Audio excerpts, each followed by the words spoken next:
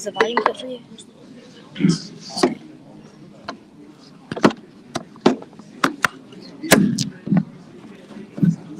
Just sit here. Let me get you something. Can I get started?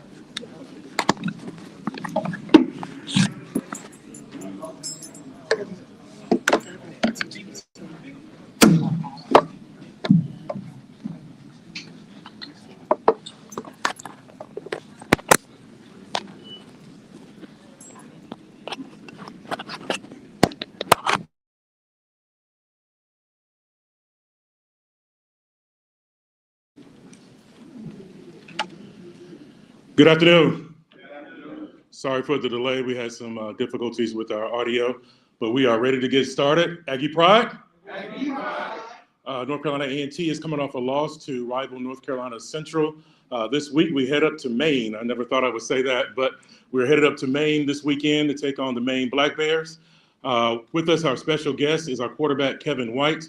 Also with us is our safety, Jonathan Kimbrough Campbell. But of course, we will always start with our head coach, Mr. Shawn Gibbs.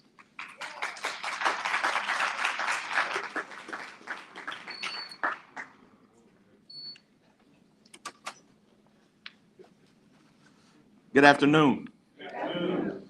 Everybody hear me clear? Yeah. Okay, first of all, I want to start by giving thanks to my Lord and Savior, Jesus Christ, for all that he has done and all that he will continue to do. And before I get started, I want to send our condolences on behalf of the North Carolina A&T football program to UCF and App State on the loss of assistant coach Shawn Clark, and as well as sending condolences to his family. Saturday was without a doubt the most disappointing day of my career in football as a player or a coach. And I want to publicly apologize to the Aggie Nation for the way we performed on Saturday. We were outcoached, we were outplayed, and outcultured. Hats off to North Carolina Central and their head coach, Coach Oliver, and his staff. They did a great job. They have a quality program, and I'm sure they're going to have a very successful season. But obviously, we have a lot of work to do. I didn't have our guys prepared for the stage. I didn't put them in the best position to be successful, and I made some horrible decisions throughout the game that contributed to our defeat. But again, I feel like our guys kept fighting, and they did not quit. But I'm tired of saying that, because not fighting and not quitting is not enough to win football games. We got to learn how to be efficient and effective on offense and defense. We got to do a lot of things, like we got to be better on third down. Got our butts kicked on third down. We got to be better in the red zone. And I got to find a way to put a better product on the field. And we got to prepare better. And this university deserves a product that they can be proud of, that represents us in the right way. But, with that being said, we have no choice but to put this game behind us. We got to flush it, and we got to find a way to beat a good University of Maine team. What we cannot do is dwell on this game and allow North Carolina Central to beat us twice. So we got a good Maine team in front of us. They're well coached. They got some good athletes. Their record is no indication of how good they are. They played a really tough schedule so far, and they've been pretty competitive in all the games that they played. So it's going to be a tremendous challenge, just like every week is in this conference. With that being said, I'll open the floor up to any questions. On the note of preparing for this Saturday, how are you guys just emotionally regrouping after such a loss? It's tough. It's tough because, we didn't just lose, we got dominated. So, you know, it's going to be tough to move on, but we have no choice. So now our goal is to go 2-0 in the CAA. We got to learn from that mistake. We got to learn the intensity, the amount of preparation that it takes to beat good football teams. And like I said, we can't let them beat us twice. So we can't dwell on them. We have no choice. We did have some good things happen during the game. Believe it or not, I was extremely proud. Extremely proud of Kevin White. Most guys, they wouldn't have been able to do what he did. And, you know, he was 10 of 16 for 232 yards. It's pretty efficient. Had some throws that, of course, he wishes he had back, the same way I have some calls that I wish I had back. But he went out there like a warrior, like all of our quarterbacks are. And I think he performed pretty good. We just got to help him out. Got to be able to run the football. I think we had 35 rushing attempts for 42 yards. That's just getting wore out. That's just flat out getting wore out. And, you know, we didn't have him ready. I didn't have him ready. So, and Jonathan Kimbrough Campbell, who's back there, I mean, that guy had 15 tackles and a forced fumble and a TFL. So we had guys that played pretty good. So we got something to build on. You got to try to stay positive. You got to stay and trust the process and keep pounding the stone. What's at the top of your list this week heading into practice for kind of what needs to change or be reworked heading into Saturday?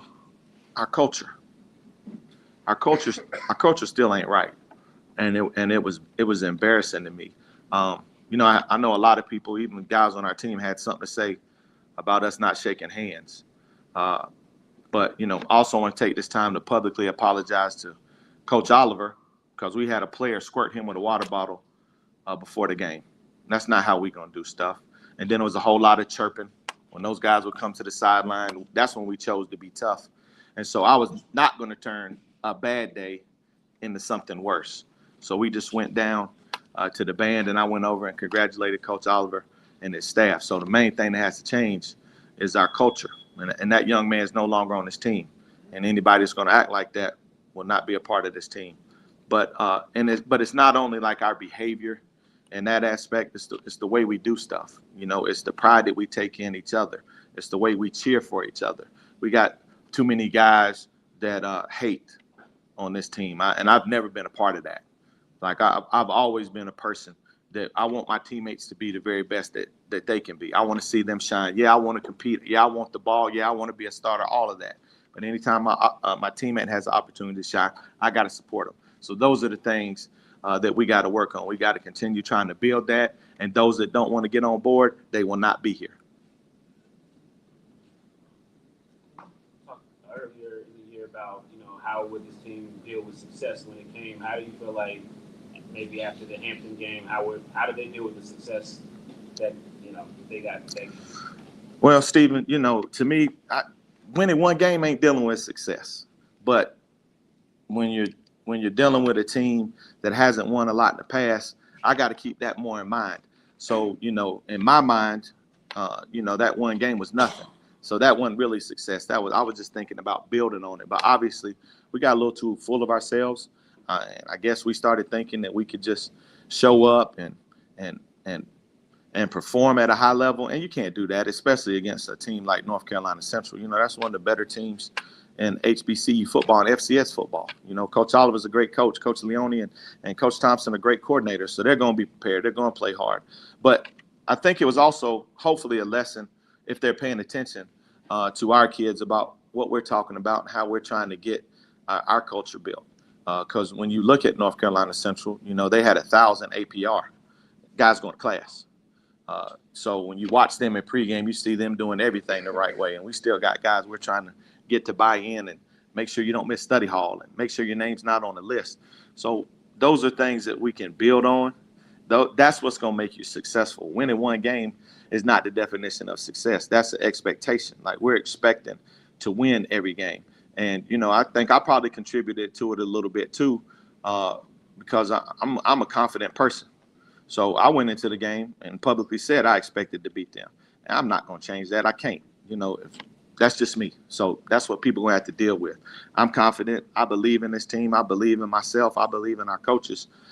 So, I just got to do a better job of really reading the pulse of the team and talking to the leadership guys and making sure we understand what success really is. Winning one game, that's not success. That's just what you're supposed to do. And then you move on to the next one and keep preparing. But we're, young in this program. We got to continue to learn.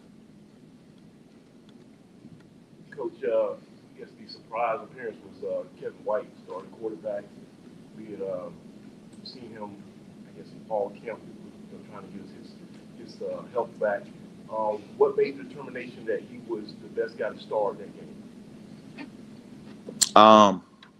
Practice, spring ball, position meetings, Coach McGee, all of us evaluating what Kevin White brings to the table. This is a guy that's one of the fastest quarterbacks in the country at any level. He's done a great job of improving as a passer, and we felt like he gave us the best chance to win. And I think he did a good job.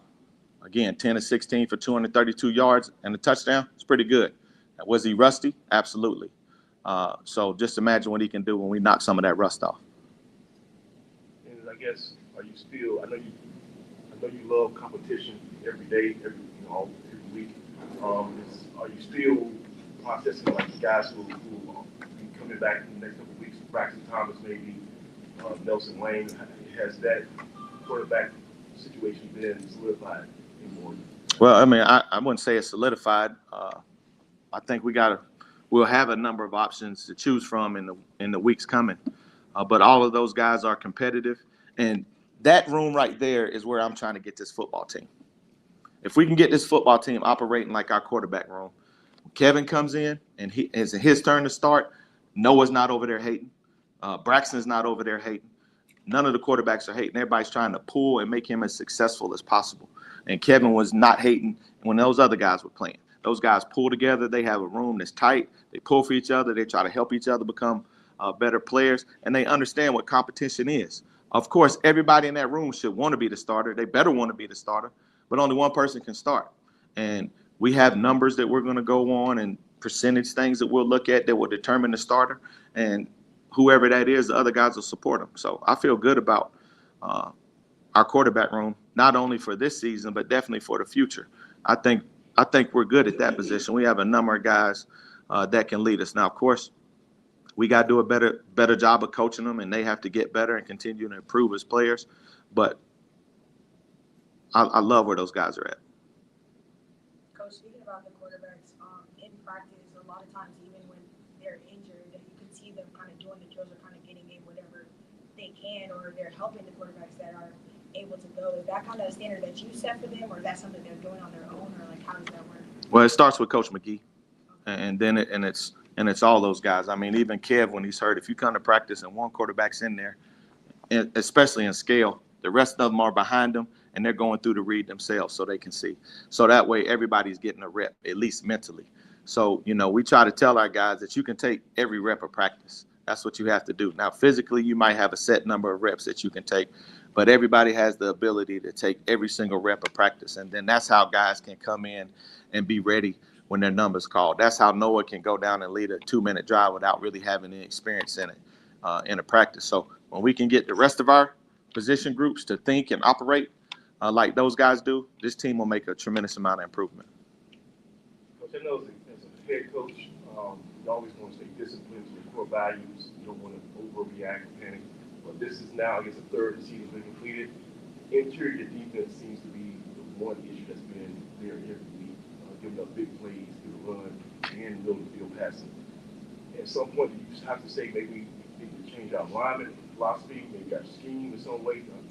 You have to make a drastic change at this point based on what you can see. Well, no, but I understand that people that watch from the outside can say that and make their assessment of what's happening. But if you don't sit in the meetings and understand the all 22 film, then you don't understand that sometimes when a run bust, that maybe the Sam or the Rover is supposed to fold inside and make the play, and he wasn't there. So it's not always the interior defense. We definitely are always going to evaluate what we're doing and try to put ourselves in the best position to be successful.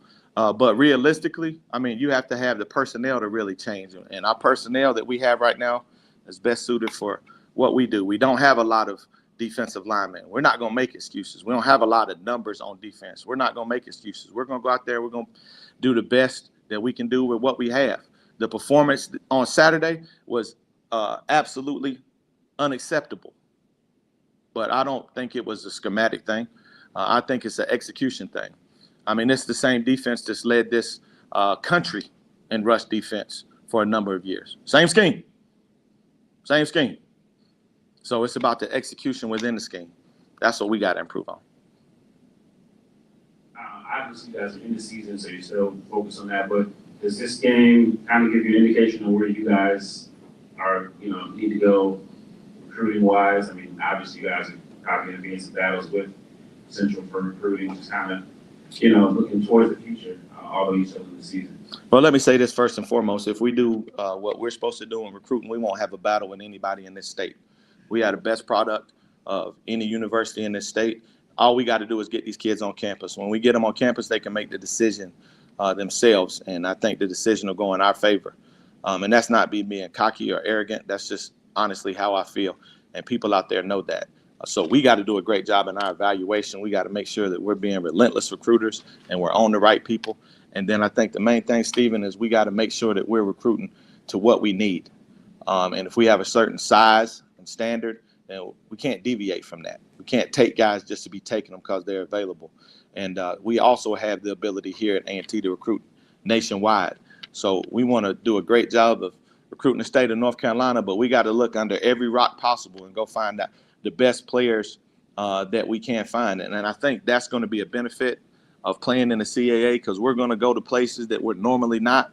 And when you look throughout the conference, and I look on people's rosters, when we were scouting North Carolina Central, I was watching them versus New Hampshire. And I was looking at their defensive end. I said, man, them guys are some animals. Where'd they get those guys from? And I'm looking, and it's like Massachusetts and, places in the South. We don't think there's football played anywhere but down here. But that let me know that all these places that we're going to, we need to comb through the bushes and try to find some big, strong guys that can come in and help us place. But recruiting is the number one philosophy. But, right now my concentration is on us doing a better job of coaching than we're doing. You mentioned Walker Harris, who was quarterback prior to this game. You knew somebody you had to figure out playing for. You seemed awfully comfortable, and there wasn't a lot of crazy blitzes. Was the game plan just to keep him, I guess you explain, what was the game plan on how to pressure him? Well, our game plan is always going to be to stop the run. He threw for 380 yards on us. That's not what gets you beat. What gets you beat is giving up 300 yards on the ground. And don't get me wrong, Walker Harris is a good football player. Chris Mosley is a good football player, but they ain't Tom Brady and Bo Jackson. That's what we made them look like on Saturday.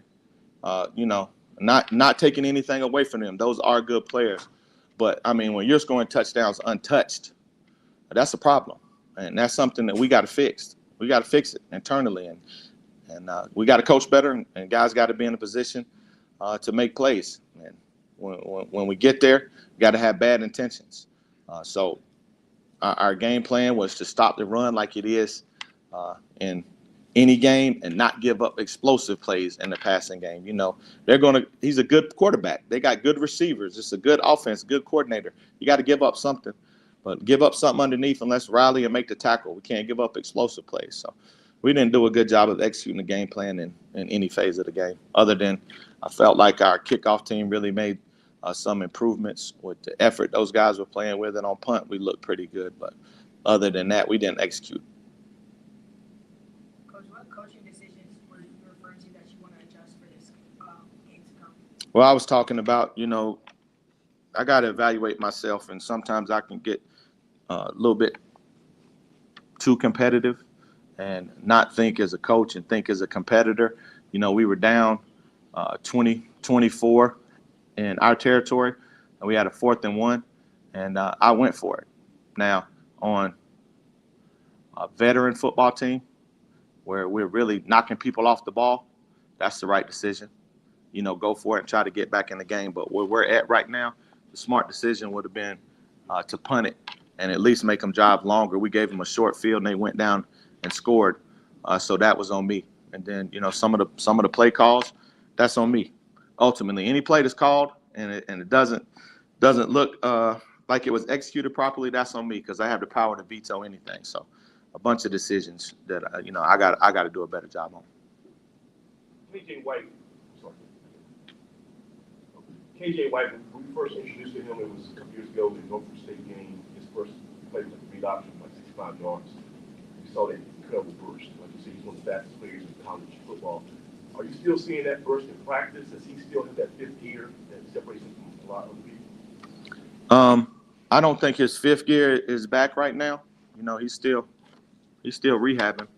I don't think he's at 100%, but when KJ is in third gear, he's faster than 75% of the quarterbacks in the country. So, I'm just excited. We've got to keep him healthy. He's got to make sure that he's protecting himself, and eventually we're going to get him back to 100%. And then when he gets to 100%, he's one of the best guys in the country, in my opinion. I believe in KJ. I love KJ. I know what KJ can do. I know what all of our guys can do. And you'll see. Y'all see. So you said you got Maine coming up next. What type of game plan do they present for you guys as far as just what they do well? You guys look forward to them? Well, they're similar, and you have to be careful when you're watching the film because they played Liberty and William and Mary and Georgia Southern, so they played some really good teams. They played William and Mary really close, so they haven't really executed what they really want to do. Like they're capable of doing. I know what they're going to try to do against us. I think they have the ability to be pretty efficient. Their running back, number 3. I think he averages over 7 yards a carry, so he has some explosive ability in him, and the quarterback's pretty efficient. But I'm not really focusing on Maine, and that's not a knock on them. I'm focusing on North Carolina A&T because that's what we got to get fixed. If we don't get North Carolina A&T fixed, it doesn't matter who we're playing. We'll be in trouble. So we got to get us fixed, go to work on us, get back to doing what we know how to do, and then I think we'll be okay. Does a long road trip like that, where you get away from everybody, get your phone off, does that tend to help a situation when you kind of come a bad loss, you kind of rally the troops a little bit? How do you look at road trips after a loss? Well, I personally like road trips regardless. I like playing on the road. I just like football, just in general, to be honest with you. But anytime I get to go to a new place, and I mean, we're saying a long road trip, but it's, we're flying.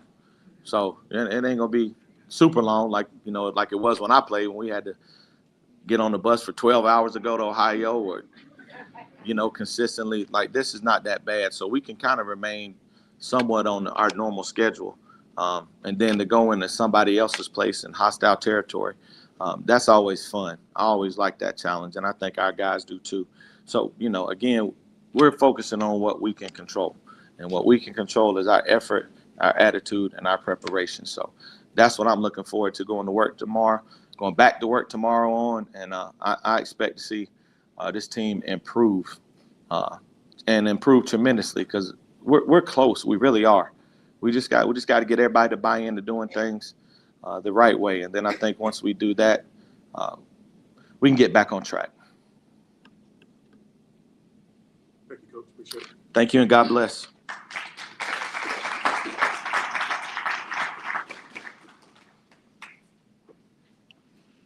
Excuse me. Like Coach said, Jonathan Kimbrough Campbell had 15 tackles. That was a career high for him. We're going to bring him to the podium. Ladies and gentlemen, Mr. Jonathan Kimbrough Campbell.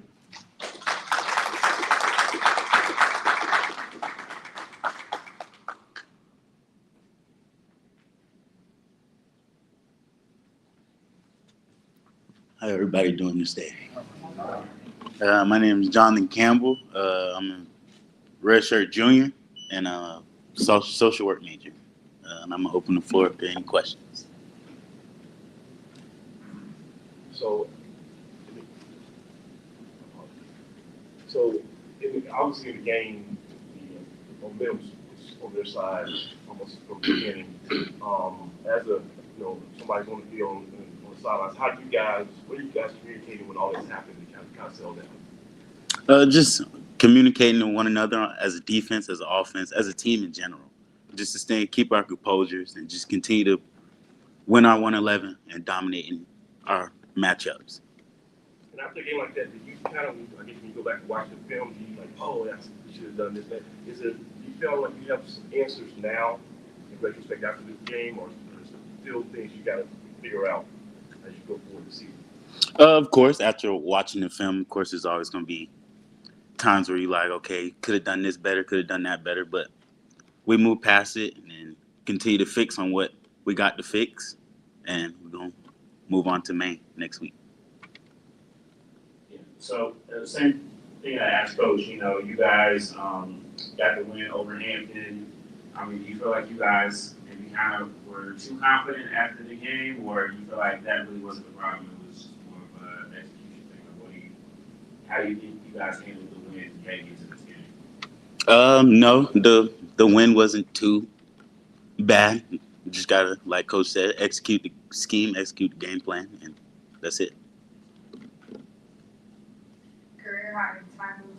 What are you like? How are you building that momentum going into this week? What are you focusing on in practice so that you can take that momentum into this next game? Just continue to get 1% better every day, and not letting the 15 tackles get into my head, and just continue to get better every day. And like Coach say, pound the stone every day. And that's it. Yeah. Yeah, 15 tackles, but it was one that really got a lot of oohs and ahs from the crowd. You laid the look on. Can you describe that play, and what type of tone is a big hit set for the defense? Just describing that play was just a fundamental tackle. We preach every day, same foot, same shoulder, and that's what it was. And a hit like that as a defense, it boosts up the morality, the confidence. Like, okay, let's go out here and let's continue to put a hat on the ball.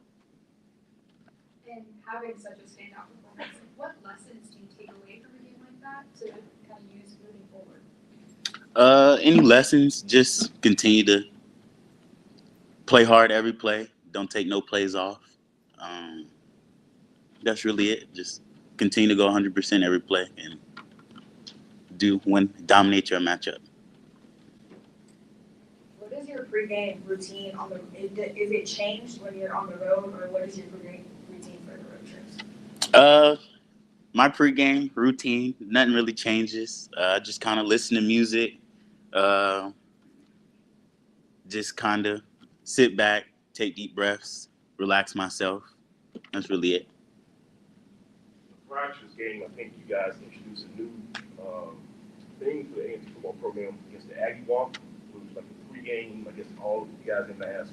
Can you describe that, and what was the genesis of it? What did Coach tell you was the reason behind all that? The Aggie Walk was just something. See the fans, just get your mind right before the game.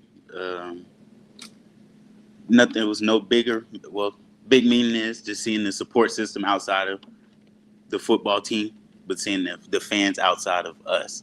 So that's it.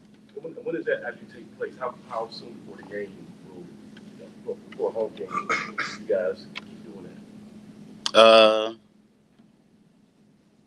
That's not a question for me. That's kind of a question for the head coach. I do what is told, and I go out. What do you think, you guys? Is this going to be an ongoing thing every home game? No, like I said, I don't know. Whatever the schedule is, if we got to have an Aggie Walk, we go out there. We have the Aggie Walk. Okay. But other than that, yeah. Thank you, Jonathan. Appreciate it.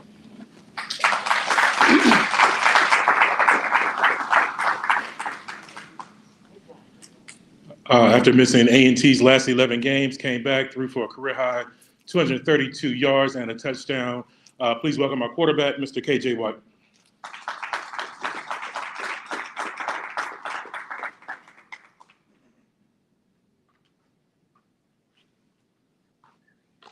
Good afternoon, everybody.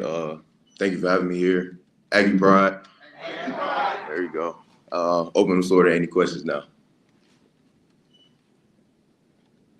AJ, I mean, you've had a crazy journey the last year. Can you just kind of take us through that, what it's been like from your end, and what was the recovery process like to get ready to play in a game like Saturday? Really, it's just mental, keep my mental strong and everything. You know, I always had a support system around me, my coaches, teammates, and family. So really just keeping everything strong up here, and then, you know, going in the weight room, rehab and everything, you know, going in there at 110%, you know, trying to do my best to get back into this game I love to play. With the pace of the game, how do you clear those mental hurdles, especially coming off of an injury? I know it could be hard, so how do you clear those mental hurdles?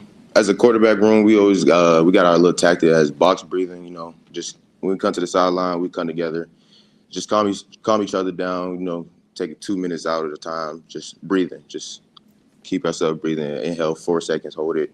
Exhale for 4 seconds. You know, keep us calm throughout the game, mentally stable. How soon did you know that you were going to be able to play in the game, and just what was it like, you know, that first time getting hit and then bouncing back and being able to keep moving? They told me earlier in the week, you know, the whole week I was just mentally preparing myself, physically, you know, getting the team right, be ready to play the game. And, you know, after the first hit, felt good to be back, you know. And I didn't really try to dwell on the first hit no more because, you know, it was a long game to go. We all know we wanted to win the game. So just went out there and just played the best I could and then tried to lead my team.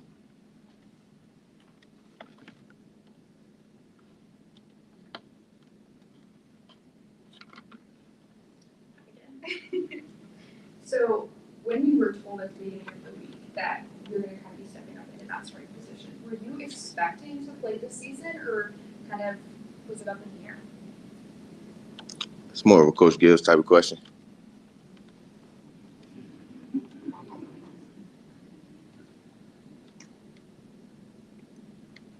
What's the next step? So to prepare for this next game, you got this first game under your belt. What's the next step this week so that you can step up in this next game? Get back in the film room, of course, you know, look at the things we did good, look at the things we did bad, could have improved on, you know, just build off of that, you know, coming tomorrow with a great mind, be ready to win our second CEA game, you know, just really be mentally focused this week, you know, no joking around and everything, you know, we want to win this game, we know we want to win the CEA championship this season, so all we can do is just go into this week mentally prepare and then execute on Saturday. Is there anything that you might have gained from the time off, like psychologically, you able to process the game better, you seeing from afar? Yeah, you know, I've been out for a while, so I was able to see everything, you know, as in the film room, at practice, you know, helping out the quarterback. So being able to see different schemes and how people, you know, play positions this way and stuff like that. So, you know, being able to come into the game mentally prepared and physically prepared. Everybody knows about your running speed, Coach alluded to it, but if you go to practice, they're going to see your arm talent too. But still, I think you might have some arm on the team. How do you balance that by, you know, want to stay in the pocket, and then sometimes you want to be that Ferrari on the highway and take off? How do you balance that? I do whatever's best for the team. You know, if they need me to throw the ball, I'll go out there and throw for them. If they need me to run the ball, that's no question. I'll go out there and do that myself as well. But, you know, I'm always doing what's best for the team. I never try to be, you know, a one-man show. So I'm always a team player.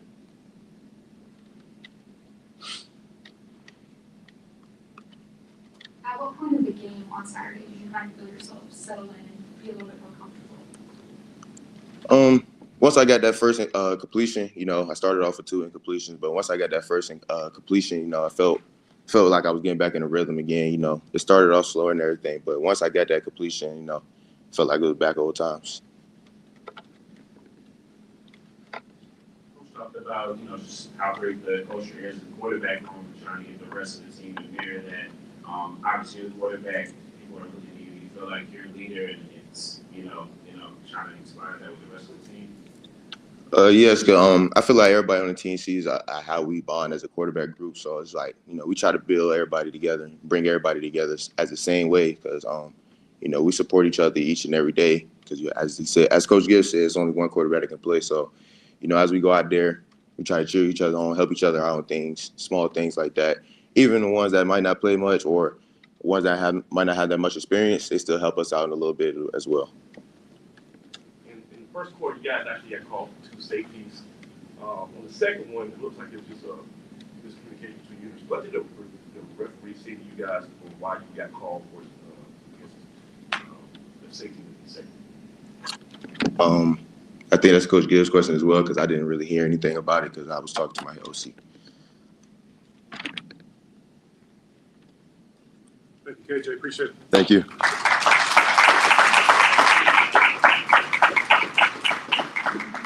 All right, we're going to transition to our internet show, so please jump in line, get you some refreshments, and we'll be back with Coach Gibbs.